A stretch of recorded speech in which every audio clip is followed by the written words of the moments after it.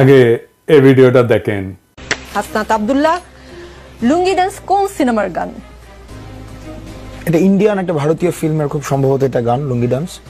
খুব সম্ভবত, আমি নিশ্চিত না, কারণ আমি গানটা শুনেছি কিন্তু কখনো দেখার সুযোগ হয়নি বা দেখিনি। গতকাল রাতে ধানমন্ডি 32-এর আশেপাশে শুনেননি? গতকাল এই বিষয়টি এসেছে, মানে শুনেছি। দেখুন, বঙ্গবন্ধু একটি মীমাংসিত সত্য এবং মীমাংসিত বিষয় ইতিহাসে। আমি প্রশ্নটা ছিল শুনেছেন, শুনেননি? হ্যাঁ, আমি শুনেছি, আমার হলেও শুনেছি এবং ঢাকা বিশ্ববিদ্যালয়ে আমি শুনেছি এবং সেটিকে ডিজোন করার কোনো সুযোগ নেই। আমার প্রশ্ন শুধু অতটুকুই ছিল, শুনেছেন অথবা শুনেননি। জি, আমি একটু বলছি, লুঙ্গি ডান্স হচ্ছে চেন্নাই এক্সপ্রেসের সিনেমার গান। এটা 2013 সালে মুক্তি পেয়েছে সিনেমাটি, এবং এই গানটিতে কণ্ঠ দিয়েছেন হানি সিং নামে একজন গায়ক, এবং এই গানটি রজনীকান্তকে ট্রিবিউট করে এই গানটি করা। মানে তারা তাদের সিনিয়র অভিনেতাদেরও এতটাই সম্মান দেন যে এইরকম একটা বড় সিনেমায় শুধুমাত্র তাকে ট্রিবিউট করে একটি গান করা হয়েছে। এখন আপনাকে প্রশ্ন করতে চাই, গতকাল রাতে ধানমন্ডিতে যারা লুঙ্গি ডান্স করেছেন তারা কারা?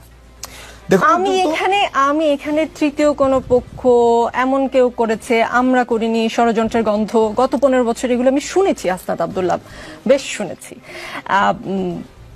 রাত 1টা-2টা থেকে এই গান শুরু হয়।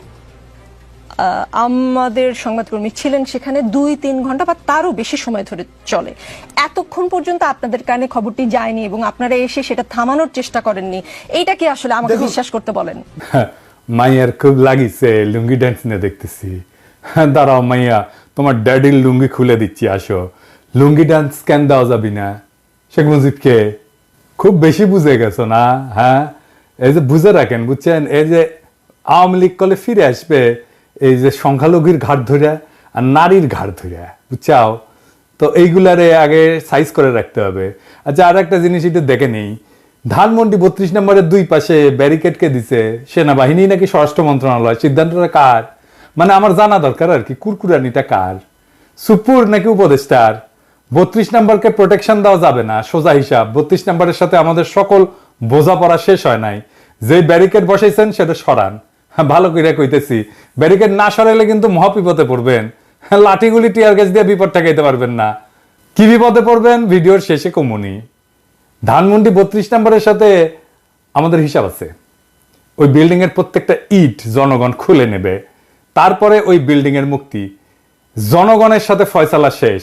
অনেকে কইতেছেন মুজিবের কি কোনোই ভূমিকা নাই? থাকবে না কেন? হাসিনার মতো একটা রাক্ষসী জন্ম দিছে। মানুষের ঔরসে রাক্ষসী জন্মানোর তো কোনো উদাহরণ নাই আগে, তাই না? আর মুজিব কি করেছে? স্বাধীনতার নেতা ছিল। আজ এনে বিষয়টা দেখি। তো মুজিবের যদি স্বাধীনতার জন্য অবদান থাকে, তো জিন্নাহ সাহেবেরও আছে না? আছে তো। তিনি না থাকলে কি আমরা এই মানচিত্র পাইতাম বাংলাদেশের? এই মানচিত্রটা কার দেওয়া? এটা তো জিন্নাহ সাহেবের দেওয়া। তো জিন্নাহ সাহেবকে আমরা এখন সালাম ঠুকি নাকি? হ্যাঁ, কি মানবেন? আজ আর একটা উদাহরণ দিই ইতিহাস থেকে। মুসলিম লীগ আমাদের জমিদারি উচ্ছেদ আন্দোলনের নেতৃত্ব দিল। আমাদের যুগ যুগের এই যে তিতুমির যে লড়াই করলো, হাজী শরীয়তুল্লাহ লড়াই করলো, এই যে নুরুদ্দিন লড়াই করলো, কার জন্যে? জমিদারি উচ্ছেদের জন্য। তো এই জমিদারি উচ্ছেদ আন্দোলনের নেতৃত্ব দিল কে? মুসলিম লীগ। তো জমিদারি প্রথা উচ্ছেদ করলো কে? আমাদের প্রথম রাষ্ট্র পাকিস্তান উপহার দিল কে? মুসলিম লীগ। তো আমাদের পূর্ববঙ্গের সব রাজনৈতিক নেতৃত্ব করতো মুসলিম লীগ। মৌলানা ভাসানী বলেন, শেখ মুজিব বলেন, শেরে বাংলা বলেন, সবাই কে না? এই মুসলিম লীগ তারপরে ক্ষমতায় যায় জনগণের বিরুদ্ধে দাঁড়ায় মুসলিম লীগ নিশ্চিহ্ন হয়ে যায় নাই? আমরা কি এখন মুসলিম লীগের নামে জয়ধ্বনি দেই, জয়গান করি? মুসলিম লীগের নামে করি না। এত গৌরবজনক অর্জন থাকা সত্ত্বেও তো কেন করি না? তাইলে ওটার জবাব দেন আগে। আচ্ছা, আর একটা এক্সাম্পল দেই ইতিহাস থেকে। বাংলায় বর্গিরা আসতো, জানেন তো? ওই যে খোকা ঘুমালো পাড়া জুলালো, বর্গি এলো দেশে, বুলবুলিতে ধান খেয়েছে, খাজনা দেবো কিসে? 1741 সাল থেকে মারাঠারা বাংলায় আক্রমণ করে লুট তরাজ, ধর্ষণ, কি না কি, খুন খারাপি, এই সমস্ত চালাইতে থাকে। পরবর্তী দীর্ঘ 10 বছর ধরে মারাঠাদের এই আক্রমণ চলতে থাকে। এরাই হইতেছে সেই বর্গি যাদের কথা আমি বলছি আগের এপিসোডে। সে অংশটা দেখান এডিটর সাহেব, গঙ্গারামের কবিতা সহ। সবাই পালাই গেছে বর্গি আসার খবরে। তারপরে গঙ্গারাম লিখতেছে, এই মতে সব লোক পলাইয়া যাইতে আচম্বিতে বর্গি গেরিল আইসার সাথে। মাঠে গেরিয়া বর্গি দেয় তবে সারা, সোনা রূপা লুটে নেও আর সব সারা, কারু হাত কাটে কারু নাক কান, একই চোটে কারু বধে পড়ান, মোহিনী স্ত্রীলোক বান্ধি ধৈরা লইয়া যায়, আঙ্গুঠে দড়ি বান্ধি দেয় তার গলায়, একজনে ছাড়ে তারে আর একজন ধরে, রমণের ভারে তাই শব্দ ফারে, আকাশ বাতাস কান্দে কান্দিছে পাষাণ, রাখো কিষ্ট কালী আল্লাহ ভগবান। কি বুঝলেন? শুধু সম্পদ লুইটা মাইরা কাইতেই যাইতো না, নারীদেরকে নিদারুণ অসম্মান করত। এই ইতিহাস আপনাকে কেউ বলছে? বলেনি, বলবেও না। শুধু শুনবেন 2 লাখ মা বোনের ইজ্জতের বিনিময়ে স্বাধীনতা পাইছি, যেন এর আগে কোনো আমাদের ইতিহাস নাই। এই যে বর্গীদের অত্যাচার, এই যে বর্গীদের আক্রমণ, এই যে বর্গীদের নিপীড়ন, এটা বর্গীদেরকে কে পরাজিত করছিল জানেন? কে বাংলার অসহায় মানুষদের মুক্তি দিছিল বর্গীর অত্যাচার থেকে নিজ বিক্রমে? কে? কোন সেই বীর জানেন? জানেন না? না, নাম বললে অবাক হবেন। সে মুক্তিদাতার নাম আমরা জানি, কিন্তু তার এই অবদানের কথা আমরা কখনো বলি না, বলবো না। কেন বলবো না? কারণ সেই বীর যে বর্গীর আক্রমণ থেকে বাংলাকে বাঁচাইছিল, বর্গীদের পরাজিত করছিল, সমূলে নির্বংশ করছিল, তার নাম হচ্ছে মীর জাফর আলী খাঁ। হ্যাঁ, সেই মীর জাফর, যে পলাশির আম্র কাননে সমস্ত সৈন্য নিয়ে নিশ্চুপ পুতুলের মতো দাঁড়াইছিল, সেই মীর জাফর আলীবর্দী খানের তরুণ সেনাপতি হিসাবে বর্গীদের পরাস্ত আর সমূলে পরাজিত করে। এই জন্য আলীবর্দী খান এতই তারে পছন্দ করত যে তার সাথে আত্মীয়তার সম্পর্ক করে এবং উড়িষ্যার শাসনকর্তা নিয়োগ করে। শেখ মুজিবও আর এক মীর জাফর। স্বাধীনতার আন্দোলনের নেতা কিন্তু বর্বর স্বৈর শাসক আর হাসিনার ফ্যাসিস্ট শাসনের আইকন। তাই স্বাধীনতা যুদ্ধের ভূমিকা যা কোনোভাবে মীর জাফরের বর্গীদের বিরুদ্ধে বীরত্বের সাথে লড়াই করার সাথে তুলনীয় না, তাকে আমাদের স্মরণীয় বরণীয় ভাবার কোনো দায় নাই। মীর জাফরের বিশ্বাসঘাতকতা তার মুক্তিদাতার ভূমিকাকে যেভাবে নিশ্চিহ্ন করে দিচ্ছে, ঠিক একইভাবে স্বাধীনতা যুদ্ধে মুজিবের ভূমিকাকে আমরা কোনোভাবেই সেলিব্রেট করতে পারি না। তার স্বৈর শাসন এবং তার ফ্যাসিবাদের আইকন হওয়া তার মুক্তিযুদ্ধের স্বাধীনতার ভূমিকাকে নিশ্চিহ্ন করে দিচ্ছে। যদি মুজিবকে সেলিব্রেট করতে হয়, তাহলে বর্গীদের বিরুদ্ধে মীর জাফরের বিরুদ্ধকে আগে সেলিব্রেট করতে হবে। তাই 32 নম্বরের প্রত্যেকটা ইট আমরা খুলে নেব, ওই বাড়ির ডিনামাইট মাইরা ধুলা মিশাই দেব। ওইটা ফ্যাসিবাদের আইকন। ওই ব্যারিকেড রাখছে না, ওই ব্যারিকেডের উপরে মুদবেন লাইন ধরে স্যাট স্যাট করে, আর প্লাস্টিকের প্যাকেটে করে কাঁচা গু নিয়ে যায় ওর মধ্যে ছুঁড়ে মারবেন। মানুষের গু হোক, কুকুরের গু হোক, বিড়ালের গু হোক, যাই হোক, ভিতরে ছুঁড়ে মারবেন। যতদিন ওই ব্যারিকেড রাখবে ততদিন ছুড়বেন, ততদিন মুদবেন ওইটার উপরে। কোনোভাবে ওই বাড়িকে টিকতে দিবেন না। মনে রাখবেন, ওই বাড়িতে যদি সংস্কার কাজে কেউ হাত দেয়, সেই এই প্যাসিবাদের পুনরুত্থানের জন্য কাজ করতেছে। সেনা পাহারা জয় রাখছেন, সরায় ফেলেন। জনগণের অসমাপ্ত কাজ সমাপ্ত করতে দেন। 15ই আগস্ট গণতন্ত্র মুক্তি দিবস, বাংলাদেশের মানুষ উৎসব করবে, আমরা উৎসব করব।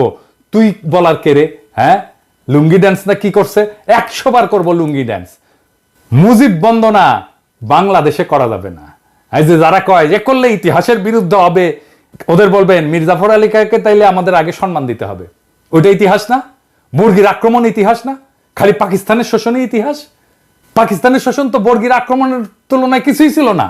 মুজিবের আগে মীর জাফরের হিস্সা আছে বাংলার ইতিহাসে, তাহলে ওইটা নিশ্চিত করেন। তো মাইয়া সাবধান হইয়া যাও। এরপরে যদি বাড়াবাড়ি করো না, আজকে কিছু কইলাম না, আজকে খালি ওয়ার্নিং দিয়ে গেলাম, এরপরে যদি কিছু করো না, তোমরা গেলো ধর্ম এমকে করে ধর্ম টের পাবা। এবার আসেন একজন শহীদের আলাপ করি। 20 জুলাই ঢাকার সাভার বাসস্ট্যান্ডে গুলিতে নিহত হয় ক্ষুদ্র ব্যবসায়ী কুরমান শেখ। কুরমান শেখ ছিল শারীরিক প্রতিবন্ধী। সে প্রতিবন্ধী ভাতাও পেত। কালুখালীর রতনদিয়া রেল লাইনের পাশে জরাজীর্ণ টিনের ঘর ছাড়া তার কোনো সম্পদ নাই। 1.5 দশক ধরে ঢাকার সাভার বাসস্ট্যান্ডে একটা ছোট্ট ঘরে দৈনিক ভাড়া ভিত্তিতে মুরগির ব্যবসা করতেন। সাভার মাছবাজারের পেছনে ভাড়া বাসায় স্ত্রী শিল্পী খাতুন, ছেলে রমজান শেখ এবং মেয়ে মিতু আক্তারকে নিয়ে বাস করতেন তিনি। দরিদ্র ছিলেন, কিন্তু সুখের সংসার ছিল। ছেলে রমজান শেখ জগন্নাথ বিশ্ববিদ্যালয়ের লোক প্রশাসন বিভাগের 4র্থ বর্ষে, মেয়ে মিতু আক্তার ইউরোপিয়ান ইউনিভার্সিটিতে BBA 1ম বর্ষে পড়াশোনা করতেন। সংঘর্ষের দিন সাভার এলাকায় অনেকের দেখা দেখি কুরমান শেখ দোকান খুলেছিলেন। কুরমান শেখের ছেলে রমজান বলেন, দুপুরে সংঘর্ষ শুরু হলে আব্বু দোকান বন্ধ করে পেছনের মাছবাজার এলাকায় বরফ কলের ভেতর আশ্রয় নেন। এ সময় অনেকেই সেখানে আশ্রয় নেন। আমার এক চাচাও ছিলেন। পুলিশ হঠাৎ বাজারে ঢুকে বরফ কলের কাছে এসে গুলি করতে শুরু করে। নিহত কুরমান শেখের স্ত্রী শিল্পী খাতুন বলেন, সে প্রতিবন্ধী ভাতাও পেত, সোজা হয়ে দাঁড়াতে পারত না, ঠিকমতো হাঁটতেও পারত না। ছেলেকে বিসিএস ক্যাডার এবং মেয়েকে ব্যাংকার বানাবে বলে অনেক কষ্ট করত। সে কোনো দল করত না। আমার স্বামী হাত জোর করে পুলিশের কাছে বলেছিল, স্যার আমি অসুস্থ, ব্যবসা করে খাই, আমারে গুলি কইরেন না।